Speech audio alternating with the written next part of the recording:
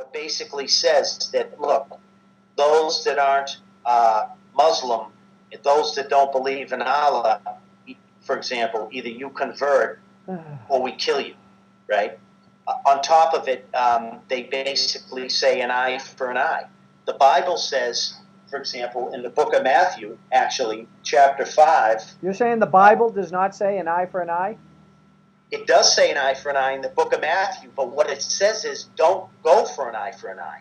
What it says is if they slap your left cheek, turn and give them your right cheek.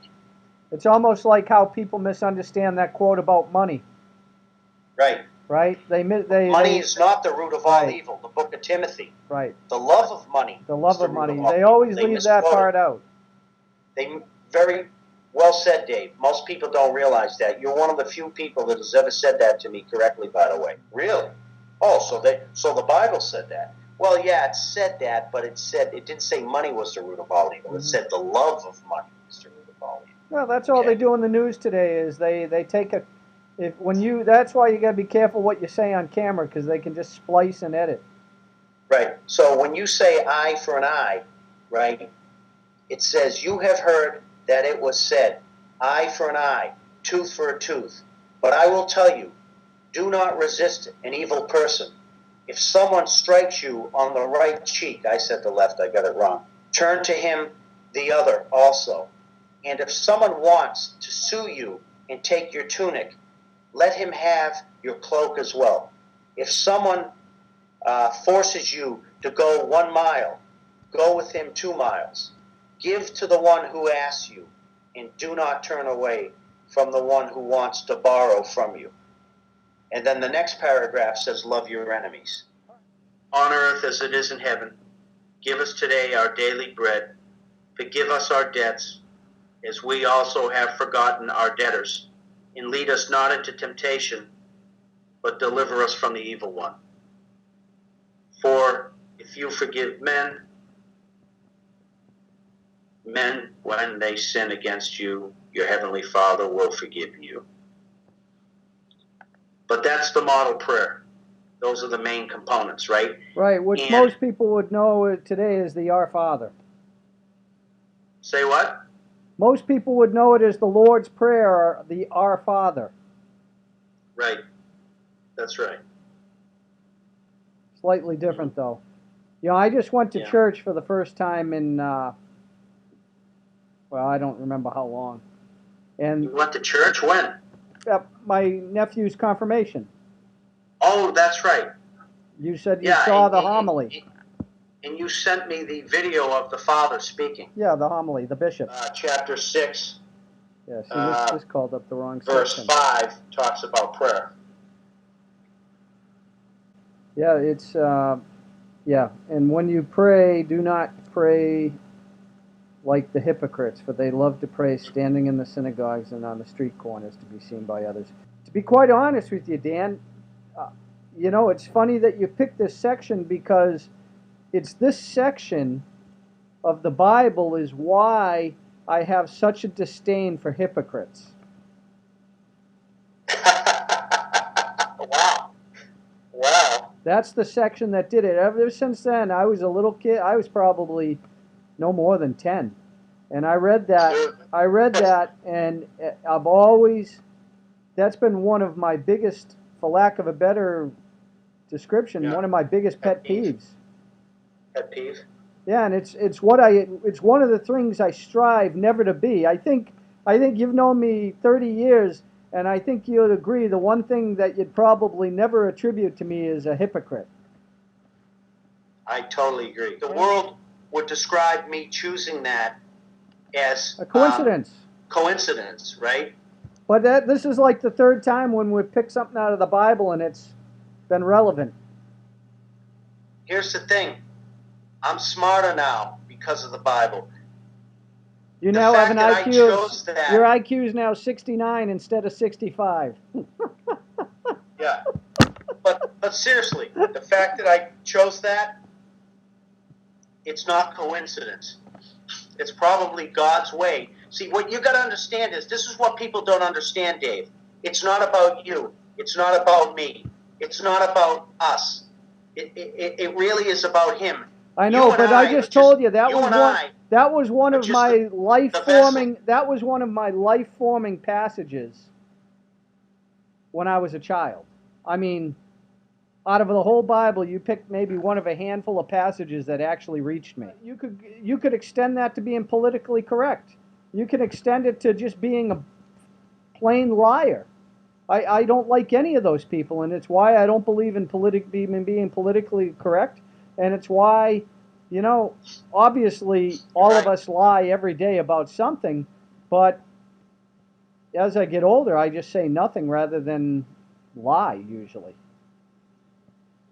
Well, look, there's a lot of people that agree, and I'm sure you agree, that the politically correct stuff is what's helping to kill this country. I mean, we don't have time to be politically correct anymore. Okay? We have to be straight, direct, and to the point. And what's very interesting about these teachings in the Bible, Christ basically says that too. At the end of the day, he says, look, it's good to know about something. It's good to have knowledge, right? It's good to have wisdom. But if you don't carry it out and you don't live it and translate it into action, it doesn't mean anything. It means nothing. Sure, that's everything in life. Yeah. And that's why you're a stickler for that. You probably learned that principle real young, which is basically a biblical principle. Well, and it was relevant from the standpoint that you could say that that's one of the stress points between Chinese and non-Chinese, is the Chinese value action. The West values words.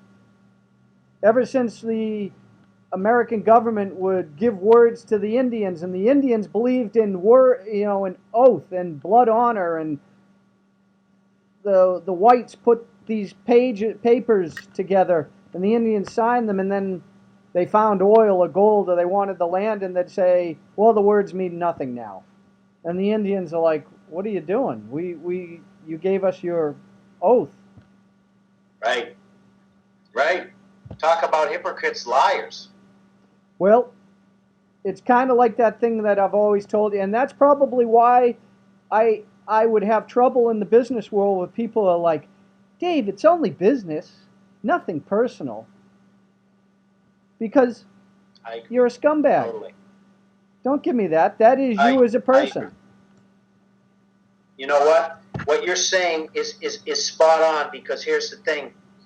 Even the Bible talks about how to conduct business. And basically it says in so many words that there is no dichotomy, really, between your personal and business life, okay? You are what you are. I mean, if you're a scumbag in business, you're probably a scumbag personally, and vice versa. Of course, the scumbags don't think that, but they are. Well, here, look, I'll put it in colloquial terms. When a punk ass says to me what you just said, after they screw you over and lie to you, it's just business. It's just business. My retort to that is, no, that's a cop-out. That's you making an excuse for your bad behavior and actions in justifying your means so that you can win. It's kind of like you and me playing golf. You know what was interesting about golf? I played a lot of golf in Carolina. Not because I was good, I wasn't. But I played a lot of golf with businessmen. Mm-hmm. And you'd be surprised what you could learn about a person in 4 or 5 hours of golf. Do they cheat, for example? I can't tell you how many guys I played golf with. I'd say a third to half. That's what I'm saying. They don't call it cheating. They call it another word for a do-over. I'm not. Yeah, mulligan or do-over, whatever. Mulligan. You know, when they got a 6 on a hole, right. It's telling me they get a 5. It's like, dude, I saw you. No, it's usually. I would never call. It's usually they got a 10. I would never call. The point is, I would never call them on it. But, a lot of times I would watch them. It's like, okay, I saw that you got a 6 with my own eyes, but you're telling me you got a 5. Or they'd be 4 feet from the hole, and they'd be like, well, that counts as in. Exactly. Stuff like that. So, and I know we have the history of the U.S. is the real history can be debated and is suspect and sketchy, but we have been, though, too, you probably agree, over the years, although not recent, since the No, last 40 years, I'm I'd not argue going at to least, agree with you on this. this country has been pretty blessed for the most part, but we're losing those blessings day after day. There's no doubt in my mind. And you can see it through certain things. Like, for example, well, you know, we've been blessed. We've been blessed by taking really, really immoral acts. I mean, like I told you, when we were focused on conquering this continent, we were brutal. We killed everybody in our way. Indians, Mexicans, French, English.